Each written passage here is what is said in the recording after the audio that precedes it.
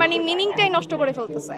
মানে যারা প্রকৃত লেখক তাদের মিনিংটাই নষ্ট করে ফেলতেছে, তাদের মানে মর্যাদাটাই নষ্ট করে ফেলতেছে তারা। মানে তাদের জন্য এখন অনেকে বইমেলায় আসতে চাচ্ছে না। হ্যাঁ, এটাই মনে হচ্ছে যে ট্রেন্ডে ঘা ভাসিয়ে দেওয়া এখন, মানে কিছু একটা হলেই একটু বিখ্যাত হওয়ার জন্য বই লিখে ফেলা, এটা মনে হচ্ছে আমার কাছে যে বইমেলা একটু সৌন্দর্য হারাচ্ছে। সোশ্যাল মিডিয়ায় ভাইরাল হলেই বই নিয়ে হাজির হচ্ছে বইমেলায়, বনে যাচ্ছেন লেখক। কালের কণ্ঠের আয়োজনে আপনাদের স্বাগত জানাচ্ছি, আমি ইখলাস রহমান। এই মুহূর্তে যুক্ত রয়েছি বইমেলা থেকে, এবং সেখানে লেখক পাঠক যারা রয়েছেন তারা এ বিষয়ে কি ভাবছেন চলুন জেনে নেওয়া যাক তাদের মতামত। কি মনে হয় আপনার কাছে? এটা তো ঠিক না, কেউ ভাইরাল হলে যে তার বই বের করতে হবে এবং বইমেলায় সেটা প্রকাশ করতে হবে এমন তো কিছু না। যে কোনো কিছু করলে আজকাল সোশ্যাল মিডিয়ায় সবকিছু ভাইরাল হয়ে যায়, তো আমি কি সেখানে একটা বই নিয়ে বইমেলায় চলে আসবো? এটা তো দৃষ্টিকটু জিনিসটা দেখতে। ভালো চোখে দেখছি না, বইমেলার মানে মিনিংটাই নষ্ট করে ফেলতেছে। মানে যারা প্রকৃত লেখক তাদের মিনিংটাই নষ্ট করে ফেলতেছে, তাদের মানে মর্যাদাটাই নষ্ট করে ফেলতেছে তারা। মানে তাদের জন্য এখন অনেকে বইমেলায় আসতে চাচ্ছে না। মানে তাদের যে এইসব হাসি তামাশা, বইমেলাকে নিয়ে যারা আগে খুব সম্মান করতো, বইমেলাকে খুব ভালো চোখে দেখতো, তা এইসব আচার আচরণের জন্য অনেক প্যারেন্টসরা মানে স্টুডেন্টদেরকে বা তাদের সন্তানদেরকে আসতে দিতে চাচ্ছে না এসবের জন্য। আমার মনে হয় এটা বইমেলার সৌন্দর্য হারাচ্ছে। কারণ আমি আমার যখন 5 বছর 6 বছর বয়স তখন থেকে বইমেলায় আসি, এবং প্রতি বইমেলায় আমার 2বার 3বার করে আসা হয়। তো তখন যারা গল্প লিখতেন, যেমন হুমায়ুন আহমেদ স্যার, তারপর ইমদাদুল হক মিলন, জাফর ইকবাল স্যার, তারা গল্প লিখতেন। এবং তখন আসলে সাহিত্য যে ব্যাপারটা, আসলে সাহিত্য যে জিনিসটা, এটা আসলে ওনাদের বই যারা পড়েছে তারাই বুঝবে যে বইমেলা কী জিনিস এবং সাহিত্য কী জিনিস।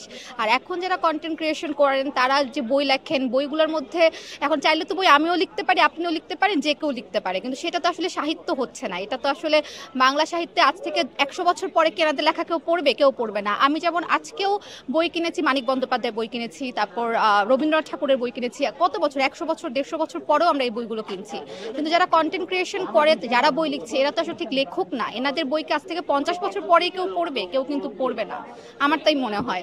এবং আমি তো এই টাইপের বই আসলে পড়ি না বা কেনা হয় না। এখন আমরা আসলে সেই পুরনো লেখকদের বই, যেটা আসলে বাংলা সাহিত্য, সেটাই আসলে আমরা কিনি বা পড়তে চাই আর কি। হ্যাঁ, এটাই মনে হচ্ছে যে ট্রেন্ডে ঘা ভাসিয়ে দেওয়া এখন, মানে কিছু একটা হলেই একটু বিখ্যাত হওয়ার জন্য বই লিখে ফেলা, এটা মনে হচ্ছে আমার কাছে যে বইমেলা একটু সৌন্দর্য হারাচ্ছে। এরকম আগের যেটা ছিল, বিখ্যাত লেখকরা আসতেন বা মানুষ যেরকম বই পড়তো, এখন সেটা হচ্ছে না।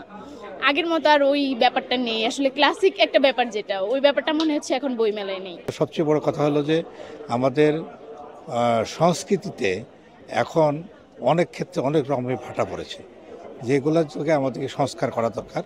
সেই কারণে আমরা চিন্তা করি যে বাচ্চাদের হাতে যদি আমরা একটা ভালো মানের বই তুলে দিতে পারি, তাহলে হয়তো আমি একটা ভালো বাচ্চার ভবিষ্যৎ কামনা করতে পারবো।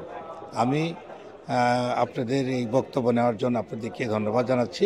পাশাপাশি আমাদের ছেলেমেয়েরা, বিশেষ করে যারা কোমলমতি, তাদের হাতে বই তুলে দেওয়া ছাড়া ভালো কোনো পথ নাই সমাজটাকে সুন্দর করার জন্য। এই ব্যাপারে বলতে গেলে আসলে এটা বইমেলার সৌন্দর্যের কোনো কিছু নাই।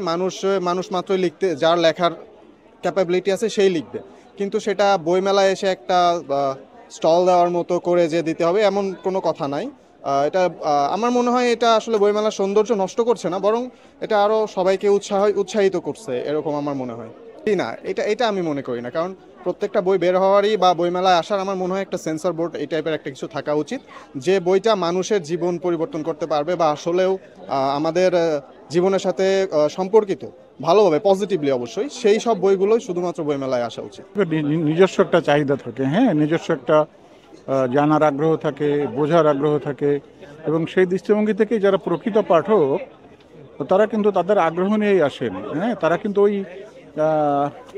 ভাইরাল কোনো দিয়ে ওইভাবে প্রভাবান্বিত হন বলে আমার মনে হয় না। হ্যাঁ, তাদের নিজস্ব চাহিদা থাকে, আগ্রহ থাকে, সেভাবে তারা বই খুঁজে দেখেন। হ্যাঁ, পাঠক কিন্তু ভিন্ন ভিন্ন পাঠকের ভিন্ন চাহিদা। হ্যাঁ, কেউ সাহিত্যে আগ্রহী, কেউ রাজনীতিতে আগ্রহী, কেউ ধর্মে আগ্রহী,